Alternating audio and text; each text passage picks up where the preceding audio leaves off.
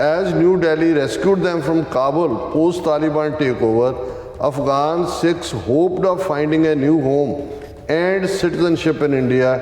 2 years in, more than 300 have moved to Canada. India was like our second home. We never wanted to leave Delhi, but there was no employment, no means to survive. ਉਹਨਾਂ ਨੇ ਕਿਹਾ ਜੀ ਆ ਤਾਂ ਅਸੀਂ ਗਏ, ਠੀਕ ਹੈ, ਉੱਥੋਂ ਲੈ ਆਂਦਾ ਸਾਨੂੰ, ਪਰ ਸਾਡੀ ਬਾਂਹ ਹੀ ਨਹੀਂ ਫੜੀ ਕਿਸੇ ਨੇ। ਸਿਟੀਜ਼ਨਸ਼ਿਪ ਤਾਂ ਦੂਰ ਦੀ ਗੱਲ, ਕੋਈ ਰਹਿਣ ਦੀ ਥਾਂ। ਔਰ ਉਹਨਾਂ ਦੇ ਵਿੱਚ ਵੀ 2 ਉਹਨਾਂ ਦੇ MP, most of others have left for India. Reason they were struggling to survive in Delhi with no jobs, no money to pay house rent, no means to educate their children, and no financial support from Indian government.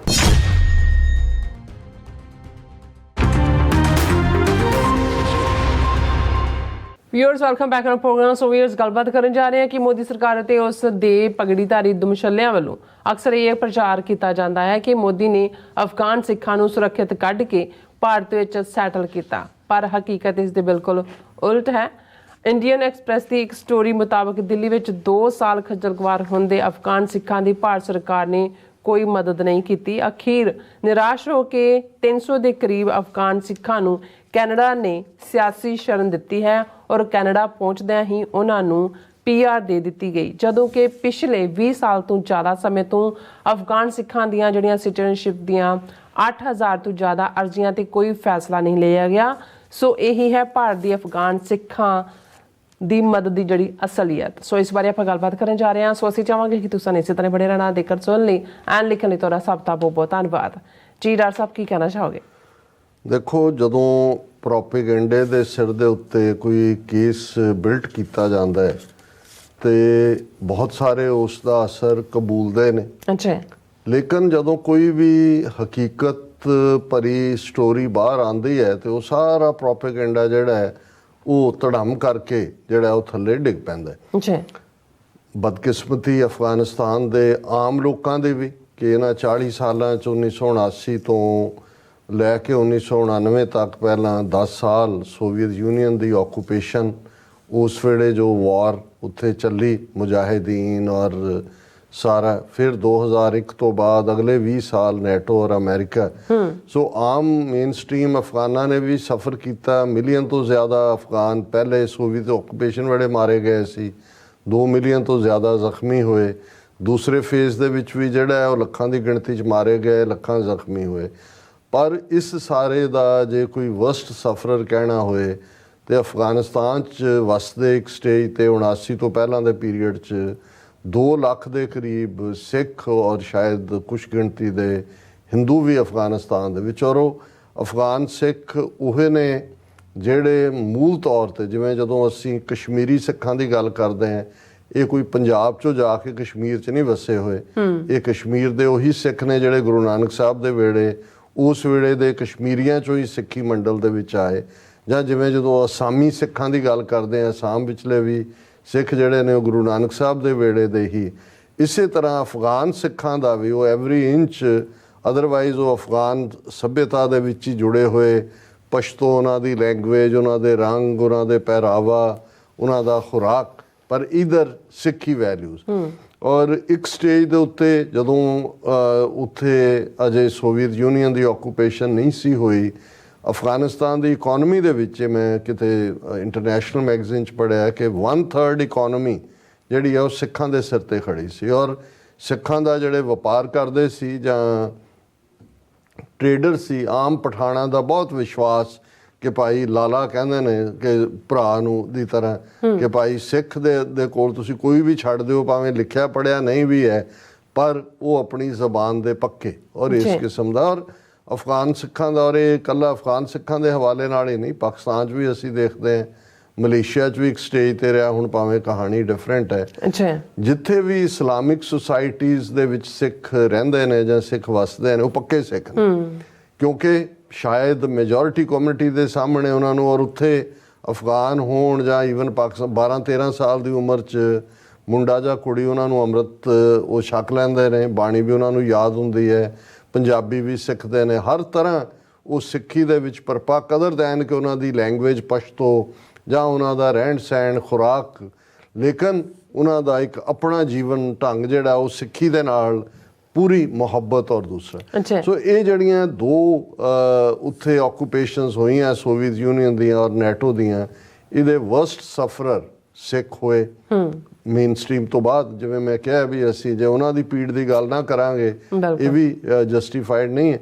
ਔਰ ਇਸ ਗੱਲ ਦਾ ਧਿਆਨ ਰਹੇ ਕਿ ਅਫਗਾਨਿਸਤਾਨ 'ਚ ਕਾਬੁਲ ਔਰ ਦੂਸਰੇ ਗੁਰੂ ਨਾਨਕ ਸਾਹਿਬ ਗਏ, ਜਲਾਲਾਬਾਦ ਗਏ, ਇਤਿਹਾਸਕ ਗੁਰਦੁਆਰੇ ਜਿਹੜੇ ਬਹੁਤ ਵਧੀਆ ਉਹਨਾਂ ਨੇ ਮੇਨਟੇਨ ਕੀਤੇ ਹੋਏ ਸੀ।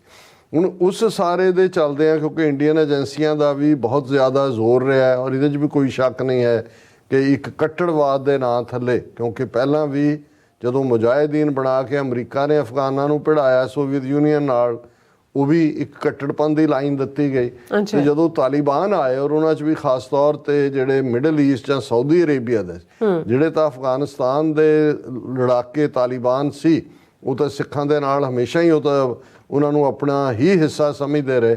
ਲੇਕਿਨ ਜਿਹੜੇ ਹੋਰ ਨਵੇਂ ਇਸਲਾਮ ਦੀ ਡੈਫੀਨੇਸ਼ਨ ਲੈ ਕੇ ਅਲ ਕਾਇਦਾ ਔਰ ਦੂਸਰਿਆਂ ਦਾ ਕਾਡਰ ਆਇਆ, ਉਹਨਾਂ ਨੇ ਲੋਕਲੀ ਤੰਗ ਵੀ ਕੀਤਾ, ਕਾਫਰ ਦੇ ਤੌਰ ਤੇ ਟਰੀਟ ਕਰਦੇ ਆ, ਫਿਰੌਤੀਆਂ ਵੀ ਔਰ ਦੂਜਾ ਵੀ। ਪਰ ਮੈਨੂੰ ਕਦੇ ਵੀ ਕੋਈ ਸ਼ੱਕ ਨਹੀਂ ਰਿਹਾ ਵੀ ਇਹ ਜਦੋਂ ਵੀ ਸਿੱਖਾਂ ਮੁਸਲਮਾਨਾਂ ਦੇ ਚੰਗੇ ਸਬੰਧਾਂ ਦੀ ਕੋਈ ਗੱਲ ਤੁਰਦੀ ਹੈ ਤੇ ਇੰਡੀਅਨ ਏਜੰਸੀਆਂ ਨੇ, ਜਿਨ੍ਹਾਂ ਦੀ ਬਹੁਤ ਵੱਡੀ ਪ੍ਰੈਜ਼ੈਂਸ ਅਫਗਾਨਿਸਤਾਨ ਔਰ ਬਾਰਡਰ ਏਰੀਆ ਪਾਕਿਸਤਾਨ ਅਫਗਾਨਿਸਤਾਨ ਦਾ ਰਹੀ, ਸਿੱਖਾਂ ਦੇ ਉੱਤੇ ਹੀ ਅਟੈਕ ਕਰਾਏ। ਉਹ ਭਾਵੇਂ ਉੱਥੇ ਤੁਹਾਨੂੰ ਹਾਇਰ ਦੇ ਲਈ ਮਿਲ ਜਾਂਦੇ ਨੇ, ਇਸ ਕਿਸਮ ਦੇ ਵੀ ਲੋਕ ਨੇ, ਉਹਨਾਂ ਦੇ ਕੋਈ ਹੋਰ ਖੇਤੀਬਾੜੀ ਜਾਂ ਦੂਜੀ ਦਾ ਫੀਮ ਦੀ ਹੈ ਤੇ ਅਦਰਵਾਈਜ਼ ਉਹ ਕੁਝ ਵੀ ਕਰਨ ਨੂੰ ਤਿਆਰ ਹੁੰਦੇ ਨੇ ਪੈਸੇ ਦੇ ਲਈ, ਉਹ ਵੀ ਇੱਕ ਤਬਕਾ ਹੈ। ਸੋ ਮੈਨੂੰ ਕਦੇ ਵੀ ਕੋਈ ਭੁਲੇਖਾ ਨਹੀਂ ਰਿਹਾ ਕਿ ਗੁਰਦੁਆਰਿਆਂ ਤੇ ਹਮਲੇ ਜਾਂ ਜਲਾਲਾਬਾਦ ਜਿਵੇਂ ਸਿੱਖਾਂ ਤੇ ਹੋਇਆ, ਇਹ ਇਹਨਾਂ ਦੀਆਂ ਹੀ ਏਜੰਸੀਆਂ ਦਾ ਕੰਮ ਰਿਹਾ।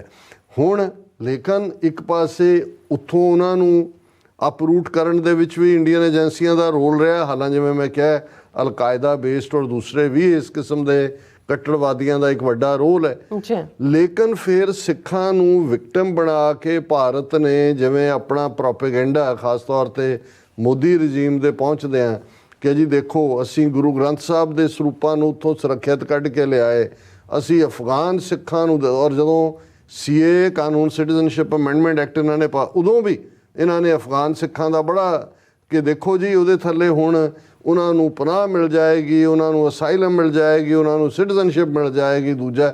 ਔਰ ਈਵਨ ਇਹ ਨਹੀਂ ਆ ਹੁਣ ਜਿਹੜਾ ਇਹਨਾਂ ਨੇ ਸੋ ਕਾਲਡ ਵੀਰ ਬਾਲ ਦਿਵਸ ਦੇ ਥੱਲੇ ਜਿਹੜਾ ਇਹਨਾਂ ਦਾ ਪ੍ਰੈਜ਼ੈਂਟਰ ਸੀ ਮਾਸਟਰ ਆਫ ਸੈਰੇਮਨੀਜ਼, ਉਹਨੇ ਖਾਸ ਤੌਰ ਤੇ ਕਿਹਾ ਕਿ ਜੀ ਮੋਦੀ ਸਾਹਿਬ ਦੀ ਸਿੱਖਾਂ ਨਾਲ ਬਹੁਤ ਮੁਹੱਬਤ ਹੈ, ਦੇਖੋ ਕਰਤਾਰਪੁਰ ਕੋਰੀਡੋਰ ਦਾ ਖੋਲ੍ਹਣਾ, ਦੂਜਾ ਅਫਗਾਨਿਸਤਾਨ ਚੋਂ ਗੁਰੂ ਗ੍ਰੰਥ ਸਾਹਿਬ ਲੈ ਆਉਣਾ ਔਰ ਅਫਗਾਨ ਸਿੱਖਾਂ ਨੂੰ ਜਿਹੜਾ ਉਹ ਪਨਾਹ ਦੇਣੀ ਔਰ ਉਹਨਾਂ ਦਾ ਧਿਆਨ ਰੱਖਣਾ ਔਰ ਫਲਾਣਾ ਕਰਨਾ। ਹੁਣ ਇੱਕ ਸਟੋਰੀ ਜਿਹੜੀ ਅੱਜ ਦਸੰਬਰ 26 ਦੇ ਹਵਾਲੇ ਨਾਲ ਇੰਡੀਅਨ ਐਕਸਪ੍ਰੈਸ ਦੀ ਹੈ, ਕਿਸੇ ਸਿੱਖ ਦੀ ਲਿਖੀ ਹੋਈ ਨਹੀਂ, ਦਿਵਿਆ ਗੋਇਲ ਨਾਂ ਦੀ ਬੀਬੀ ਹੈ ਜਾਂ ਬੀਬਾ ਹੈ, ਤੇ ਉਹਦੀ ਹੈਡਲਾਈਨ ਹੈ Kabul to Canada via Delhi rescued by India, why Afghan Sikhs were forced to move to Canada.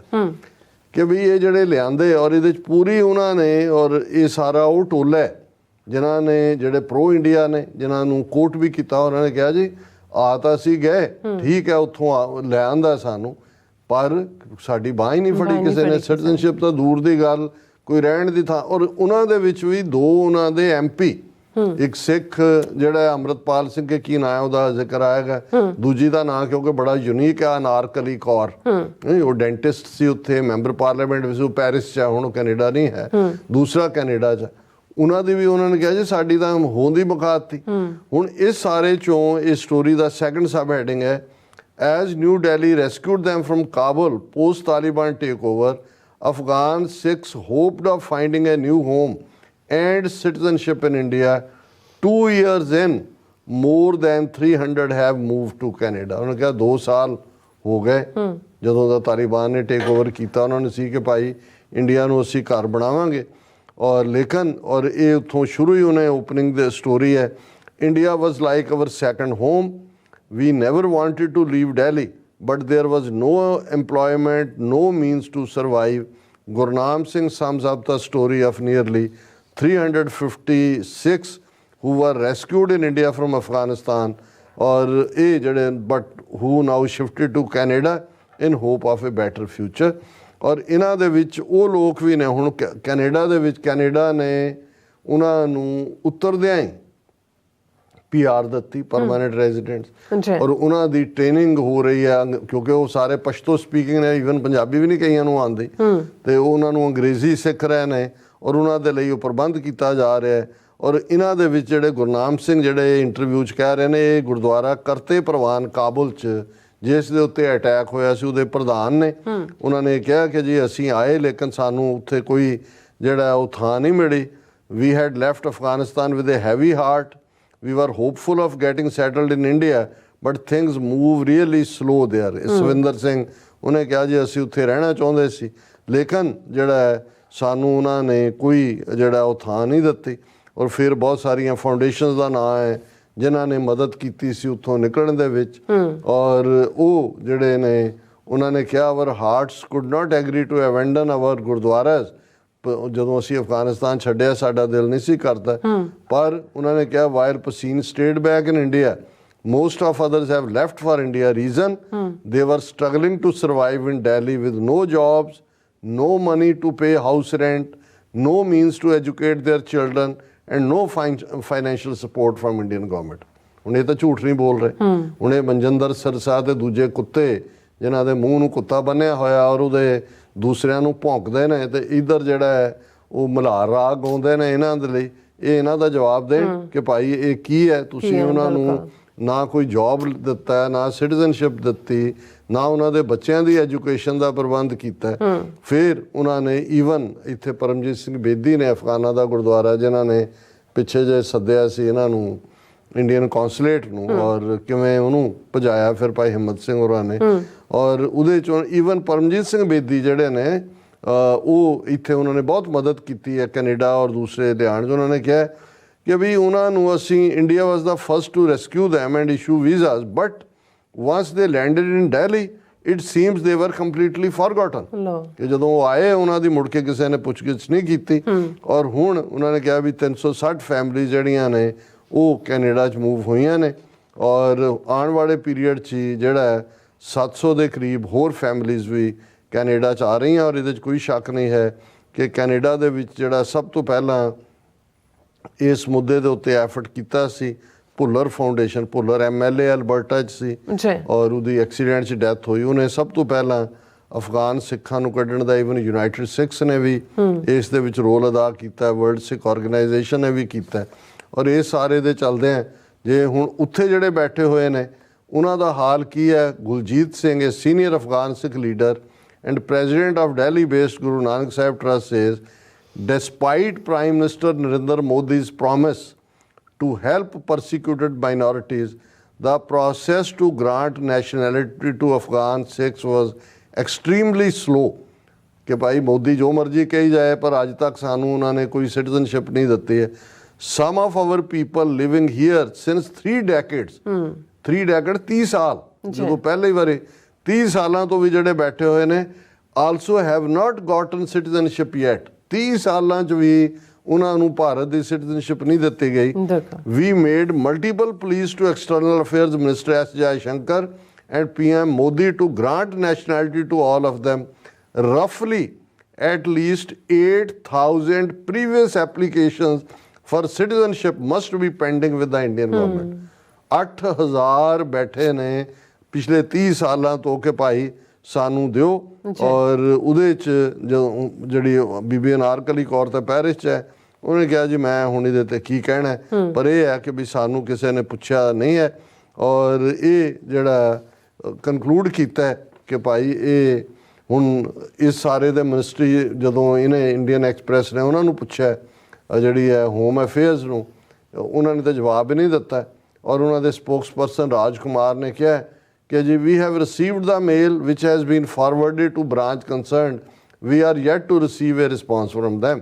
ਸੋ ਇਹ ਹੁਣ ਇਹ ਤੋਂ ਤੁਸੀਂ ਅੰਦਾਜ਼ਾ ਲਾ ਲਓ ਇਹ ਕਿਹੜੇ ਸਿੱਖਾਂ ਦੇ ਮਿੱਤਰ ਨੇ ਤੇ ਜਿਹੜੇ ਲੋਕ ਅੱਡੀਆਂ ਚੁੱਕ ਚੁੱਕ ਕੇ ਇਹ ਕਹਿ ਕੇ ਮੁਸਲਮਾਨਾਂ ਦੇ ਪਾਕਿਸਤਾਨ ਦੇ ਦੂਜੀ ਖਿਲਾਫਤ ਲਈ ਇਹ ਕੁੱਤੇ ਰੱਖੇ ਹੋਏ ਨੇ ਮਨਜਿੰਦਰ ਸਿਰਸਾ ਜਾਂ ਕਾਲਕਾ ਵਰਗੇ। ਪਰ 8,000 ਅਫਗਾਨ ਸਿੱਖ ਜਿਹੜਾ ਉਹ 30 ਸਾਲ ਤੋਂ ਉਹਨਾਂ ਨੂੰ ਕੋਈ ਸਿਟੀਜ਼ਨਸ਼ਿਪ ਨਹੀਂ ਹੈ ਤੇ ਇਹ ਜਿਹੜੇ ਉੱਥੋਂ ਜਿਹਨਾਂ ਨੂੰ ਕੱਢਣ ਦਾ ਕਰਦੇ ਨੇ ਉੱਥੇ ਉਹਨਾਂ ਦਾ ਕੀ ਹਸ਼ਰ ਹੋਇਆ। ਤੇ ਜਿਸ ਕੈਨੇਡਾ ਨੂੰ ਜਾਂ ਪ੍ਰਾਈਮ ਮਿਨਿਸਟਰ ਨੂੰ ਡਿਮੋਨਾਈਜ਼ ਕਰਦੇ ਨੇ ਉਹਨਾਂ ਨੇ ਉਹਨਾਂ ਨੂੰ ਉਤਰਦਿਆਂ PR ਵੀ ਦਿੱਤਾ ਔਰ ਅਗਲੇ 1 ਸਾਲ ਲਈ ਉਹਨਾਂ ਦਾ ਖਰਚਾ ਵੀ ਦੇਣਗੇ ਔਰ ਉਹਨਾਂ ਨੂੰ ਇੱਥੇ ਸੈਟਲ ਵੀ ਕਰਨਗੇ। ਸੋ ਨਾਈਸ ਜੀ ਡਾਕਟਰ ਸਾਹਿਬ, ਤੁਹਾਡਾ ਬਹੁਤ ਬਹੁਤ ਸ਼ੁਕਰੀਆ। ਸੋ ਇੱਥੇ ਲੈਣਾ ਬ੍ਰੇਕ। ਵਿਊਅਰਸ, ਤੁਸੀਂ ਕਿਤੇ ਨਹੀਂ ਜਾਣਾ, ਮਿਲਦੇ ਹਾਂ ਆਫਟਰ ਦਿਸ ਸ਼ਾਰਟ ਬ੍ਰੇਕ।